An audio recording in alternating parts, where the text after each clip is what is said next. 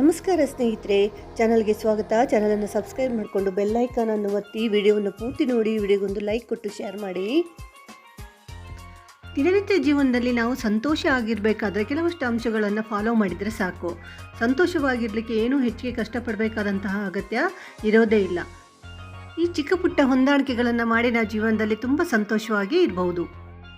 ಪ್ರತಿದಿನ ನಮಗೆ ಒಂದಲ್ಲ ಒಂದು ವಿಷಯಕ್ಕೆ ಸಂತೋಷವನ್ನು ಕೊಡ್ತಕ್ಕಂತಹ ಚಿಕ್ಕ ಚಿಕ್ಕ ವಿಷಯಗಳ ಬಗ್ಗೆ ನಾವು ಯೋಚಿಸಲೇಬೇಕು. ಅದರ ಬಗ್ಗೆ ನಾವು ಹೆಚ್ಚು ಕೃತಜ್ಞರಾಗಿದ್ದಷ್ಟು ಸಹ ನಾವು ಹೆಚ್ಚು ಮನಸ್ಸನ್ನು ಸಂತೋಷದಿಂದ ಇರಿಸ್ಕೊಳ್ಳಿಕ್ಕೆ ಸಾಧ್ಯ ಆಗುತ್ತೆ. ಪ್ರಸ್ತುತದಲ್ಲಿ ಬದುಕೋದು, ಭ್ರಮೆಯನ್ನು ಬಿಟ್ಟು ಭೂತಕಾಲದ ಬಗ್ಗೆ ಹೆಚ್ಚು ಚಿಂತಿಸುವುದನ್ನು ಮತ್ತು ಭವಿಷ್ಯದ ಬಗ್ಗೆ ಅತಿಯಾಗಿ ಕನಸು ಕಾಣೋದನ್ನು ಬಿಟ್ಟು ವರ್ತಮಾನದಲ್ಲಿ ಏನಿದೆಯೋ ಅದನ್ನು ಆನಂದಿಸಿ ಸುಖಿಸಿ ಇರ್ತಕ್ಕಂತಹ ಅಂಶ ಇದು. ಆದ್ದರಿಂದ ಪ್ರಸ್ತುತದಲ್ಲಿ ಬದುಕಬೇಕು. ಸಾಕಷ್ಟು ನಿದ್ರೆ ಮಾಡ್ತಕ್ಕಂಥದ್ದು, ಉತ್ತಮವಾದಂತಹ ನಿದ್ರೆ ನಮ್ಮ ಮನಸ್ಥಿತಿಯನ್ನು ಶಾಂತವಾಗಿ ಪ್ರಶಾಂತವಾಗಿ ಸಂತೋಷದಿಂದ ಇರಿಸುತ್ತೆ. ನಮ್ಮ ಆರೋಗ್ಯದ ಪರಿಸ್ಥಿತಿ ಉತ್ತಮ ಆಯಿತು ಅಂತ ಹೇಳಿದರೆ ಅದಕ್ಕೆ ಉತ್ತಮ ನಿದ್ರೆನೇ ಕಾರಣ. ಆರೋಗ್ಯಕರವಾಗಿ ತಿನ್ನೋದು, ನಾಲಿಗೆಗೆ ರುಚಿಯಾಗಿದ್ದನ್ನು ತಿನ್ನೋಕ್ಕಿಂತ ಆರೋಗ್ಯವನ್ನು ಸುಧಾರಿಸ್ತಕ್ಕಂತಹ ಅತಿ ಉತ್ತಮವಾದಂತಹ ಪೌಷ್ಟಿಕಾಂಶ ಭರಿತವಾದಂತಹ ಆಹಾರವನ್ನು ನಮ್ಮ ದೇಹಕ್ಕೆ ಅನುಕೂಲವಾದದ್ದನ್ನು ಮಾತ್ರ ಸೇವಿಸಬೇಕು. ಚಪಲಕ್ಕಾಗಿ ಆಹಾರ ಸೇವನೆಯನ್ನು ನಿಲ್ಲಿಸಬೇಕು. ನಿಯಮಿತವಾಗಿ ವ್ಯಾಯಾಮ ಮಾಡೋದು, ದೈಹಿಕ ಚಟುವಟಿಕೆಗಳು ಎಂಡಾರ್ಫಿನ್ಗಳನ್ನು ಬಿಡುಗಡೆ ಮಾಡಿ ಸಂತೋಷವನ್ನು ಹೆಚ್ಚಿಸ್ತವೆ. ಆದ್ದರಿಂದ ಜಡವಾಗಿ ಕೂತ್ಕೊಂಡು ಇಡೀ ದಿವಸ ಟಿ ವಿ ನೋಡ್ಕೊಳ್ತಾ ಕೂತ್ಕೊಳ್ಳೋ ಬದಲು ನಿಯಮಿತವಾಗಿ ದೈಹಿಕ ಚಟುವಟಿಕೆಗಳನ್ನು ಮಾಡಬೇಕು. ಆಗ ನಮ್ಮ ಸಂತೋಷದ ಅಂಶಗಳು ಹೆಚ್ಚಾಗುತ್ತೆ. ನಾವು ಎಲ್ಲವನ್ನೂ ಸಹ ಸಂತೋಷದಿಂದ ಖುಷಿಯಾಗಿ ಇರಲಿಕ್ಕೆ, ಎಂಜಾಯ್ ಮಾಡಲಿಕ್ಕೆ ಅನುಕೂಲ ಆಗುತ್ತೆ.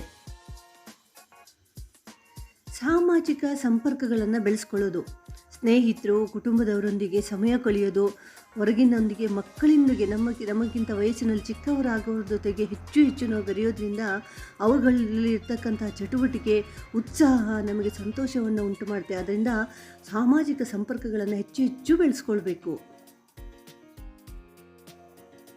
ಪ್ರಕೃತಿಯೊಂದಿಗೆ ಸಮಯ ಕಳೆಯೋದು, ಎಷ್ಟು ಸಾಧ್ಯನೋ ಅಷ್ಟು ಗಿಡಮರಗಳ ನಡುವೆ ಇರ್ತಕ್ಕಂಥ ವಾತಾವರಣದಲ್ಲಿ ನಮ್ಮನ್ನು ನಾವು ತೊಡಗಿಸ್ಕೊಳ್ಬೇಕು. ಹೊರಗೆ ಹೋಗಬೇಕು, ಪ್ರಕೃತಿ ಸೌಂದರ್ಯವನ್ನು ಆನಂದಿಸಬೇಕು.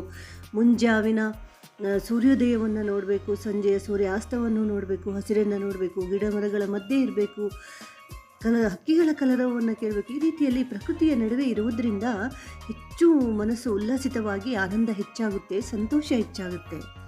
ಹೆಚ್ಚು ಕಲಿಯೋದು, ಹೊಸ ವಿಷಯಗಳನ್ನು ಕಲಿಯೋದು, ಹೊಸ ಕೌಶಲ್ಯಗಳನ್ನು ಕಲಿಯೋದು, ಹೊಸ ಹವ್ಯಾಸಗಳನ್ನು ಪ್ರಾರಂಭಿಸೋದು. ಕೆಲವರಂತೂ ಭಾಳ ಯೋಚನೆ ಮಾಡ್ತಾ ಇರ್ತಾರೆ, ನಮಗೆ ವಯಸ್ಸಾಯಿತು, ಏನೂ ಕಲಿಯೋಕ್ಕಾಗಲಿಲ್ಲಪ್ಪ, ಕಲಿಯೋಕ್ಕೆ ಮನಸ್ಸಿಲ್ಲಪ್ಪ, ಕಲಿಯೋಕ್ಕೆ ಆಗೋದಿಲ್ಲಪ್ಪ ಅಂತ. ಖಂಡಿತ ಸುಳ್ಳು. ವಯಸ್ಸಾಗಲಿ ಏನೇ ಆಗಲಿ, ಮನಸ್ಸೊಂದು ಇದ್ದರೆ ಅದು ಏನು ಬೇಕಾದರೂ ನಾವು ಕಲೀಲಿಕ್ಕೆ ನಮ್ಮ ಮೆದುಳು ತಯಾರಾಗಿರುತ್ತೆ.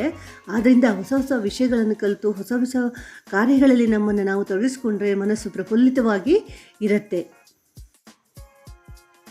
ಸಾಧ್ಯ ಆದಷ್ಟು ಬೇರೆಯವರಿಗೆ ಸಹಾಯ ಮಾಡೋದು, ಇತರರಿಗೆ ಸಹಾಯ ಮಾಡೋದ್ರಿಂದ ನಮಗೆ ಏನೋ ಒಂದು ರೀತಿಯ ಸಂತೋಷ, ತೃಪ್ತಿ ಸಿಗುತ್ತೆ. ಹಬ್ಬ, ನಾನು ಇಷ್ಟು ಸಹಾಯ ಮಾಡಿದ್ನಪ್ಪ, ಅವ್ರಿಗೇನೋ ಅನುಕೂಲ ಆಯ್ತಪ್ಪ, ಅವ್ರ ಮುಖದಲ್ಲಿ ನಗು ಬಂತು, ಅವ್ರಿಗೆ ಏನೇನೋ ಅವಶ್ಯಕತೆಗಳನ್ನು ನಾನು ಪೂರೈಸಿದೆ ಅನ್ನುವಂತಹ ತೃಪ್ತಿ ನಮ್ಮಲ್ಲಿ ಇರೋದ್ರಿಂದ ನಮ್ಮಲ್ಲಿ ದೇಹದಲ್ಲಿ ಹೆಚ್ಚು ಸಂತೋಷಕರವಾದಂತಹ ಚಟುವಟಿಕೆಗಳು ಕಂಡುಬರ್ತವೆ. ಹೆಚ್ಚು ನಗೋದ್ರಿಂದ ಒತ್ತಡ ಕಡಿಮೆ ಆಗುತ್ತೆ ಮತ್ತು ಮನಸ್ಸಿನ ಸ್ಥಿತಿ ಸುಧಾರಣೆ ಆಗುತ್ತೆ. ಕೆಲವರಂತೂ ನಗಬೇಕಾದ್ರೆ ದುಡ್ಡು ಕೊಡಬೇಕೇನೋ ಅನ್ನೋ ರೀತಿಯಲ್ಲಿ ಇರ್ತಾರೆ. ಯಾವಾಗಲೂ ಗಂಭೀರವಾಗಿ ಚಿಂತನೆ ಮಾಡ್ಕೊಂಡಿರ್ತಾರೆ. ಮನಸ್ಸನ್ನು ಹದವಾಗಿ ಇಟ್ಕೊಳ್ಳೋದೇ ಇಲ್ಲ, ಸಂತೋಷವಾಗಿ ಖುಷಿಯಾಗಿ ಇಟ್ಕೊಳ್ಳೋದೇ ಇಲ್ಲ. ಇದರಿಂದ ಹೊರಗೆ ಬರಬೇಕು. ನಗು ಅನ್ನೋದು ತುಂಬ ಉತ್ತಮವಾದಂತಹ ಅಂಶ ಆಗಿರುತ್ತೆ. ಚಿಕ್ಕ ಗುರಿಗಳನ್ನು ಇಟ್ಕೊಳ್ಳೋದು, ನೀವು 25 ವರ್ಷದ ಒಳಗಿನವರಾಗಿದ್ದರೆ ದೊಡ್ಡ ಗುರಿಗಳನ್ನು ಇಟ್ಕೋಬೋದು. ಒಂದು ವೇಳೆ ನೀವು 50 ದಾಟಿದೆ, ನಿಮಗೆ 60ರ ಹತ್ರ ಇದ್ದೀರಿ ಅಂತ ಆದಾಗ ದೊಡ್ಡ ಗುರಿಗಳನ್ನು ಇಟ್ಕೊಂಡು ಸಾಧಿಸಲಿಕ್ಕೆ ಕಷ್ಟ ಅನಿಸೋದಾದರೆ ಚಿಕ್ಕ ಗುರಿಗಳನ್ನು ಇಟ್ಕೊಳ್ಬೇಕು, ಲಿಮಿಟ್ಸನ್ನು ಇಟ್ಕೊಳ್ಬೇಕು, ಟೈಮ್ ಬಾಂಡ್ಗಳನ್ನು ಇಟ್ಕೊಂಡು ಅದರೊಳಗಡೆ ಗುರಿಗಳನ್ನು ಸಾಧಿಸ್ಬೋದಾದ ಗುರಿಗಳನ್ನು ಮಾತ್ರ ಹೊಂದಿಸಿ ಅವುಗಳನ್ನು ತಲುಪಿದಾಗ ಸಂತೋಷ ಪಡಬೇಕು, ಖುಷಿಯಾಗಿ ಇರುವಂಥದ್ದು. ನಿಮ್ಮನ್ನು ನೀವು ಅಪ್ಪಿಕೊಳ್ಳೋದು ಅಂದರೆ ಯಾವಾಗಲೂ ಸಹ ನಾನು ಹೀಗೆ ಅಂತ ನಿಮ್ಮ ಬಗ್ಗೆ ಇರ್ತಕ್ಕಂಥ ಕೀಳರಿಮೆಯನ್ನು ತೆಗೆದುಹಾಕಬೇಕು. ನಿಮ್ಮನ್ನು ನೀವು ಪ್ರೀತಿಸಿ, ಬೇರೆಯವ್ರನ್ನ ಪ್ರೀತಿಸೋಕ್ಕಿಂತ ಮೊದಲು ನಿಮ್ಮನ್ನು ನೀವು ಪ್ರೀತಿಸಿ, ಮತ್ತು ನಿಮ್ಮನ್ನು ನೀವು ಮುಖ್ಯವಾಗಿ ಕ್ಷಮಿಸಿ.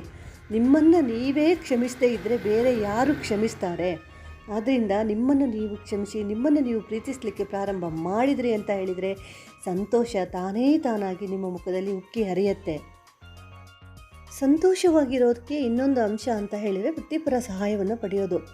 ನೀವು ಮಾಡ್ತಕ್ಕಂಥ ವೃತ್ತಿಯಲ್ಲೇ ಆಗಲಿ ಅಥವಾ ನಿಮ್ಮ ಮಾನಸಿಕ ಆರೋಗ್ಯದ ಬಗ್ಗೆ ಆಗಲಿ ಯಾರು ವಿಶೇಷ ನುರಿತ ವೃತ್ತಿಪರರಿರ್ತಾರೋ ಅವರ ಅನಿಸಿಕೆಗಳನ್ನು ಹಾಗೂ ಸಲಹೆಗಳನ್ನು ಪಡ್ಕೊಂಡು ಅದರ ಮೂಲಕ ನಮ್ಮ ಆರೋಗ್ಯವನ್ನು ಮಾನಸಿಕ ಸ್ಥಿತಿಯನ್ನು ಸುಧಾರಿಸ್ಕೊಳ್ಳೋದು ಬಹಳ ಮುಖ್ಯ ಆಗಿರುತ್ತೆ.